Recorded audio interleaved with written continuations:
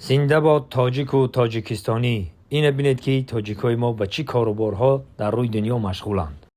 سلام به کل مردم سربلند تاجیک و فارس.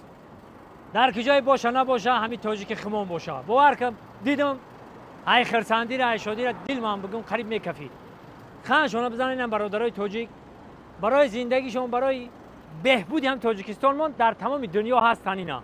نه پیش ما اومدن ما چقدر برادرها خاطی با شناس شدم و یک شرکت پیدا شد در همینجا. گفت ما طول چند سال در همینجا این برادر مقصد چند نمود ما اسلاوی ها داریم.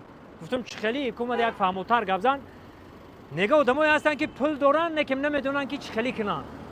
آدمای پول دار ده بده که اینو خودت میای ماشین ده میشینی حرکت میکنی میری هستای شوفیور میگیری با هستای که مقصد 5 ستارگات میبرن 7 ستارگات میبرن. مقصد اکونوم بده برای برادرانی که پولی کم دارن با اکونوم خیلی اکونوم خطون میدونین برادران میارن در یک گزنیسه هم خیلی اکونوم بسیاری دیدگی نکن ویپا ما باری اول دیدم بوار که دیدم حلاوت بردم. ویپ ده میتونی که خود تا خطی اویلت خطی کودکات بیایی به حضور کجایی که بگی همونجا ببرند. همونجا را ندیدم میخوام که برم همون جایی که اسماعیل قربانی میکنم پدرش کو همونجا را یک بار دیدن کنیم. این رقماشون است. شرکت محسنون در خدمت ما و شما تمام فارس زبان‌ها خدمت میکنن. یک جای میریم رفتیم.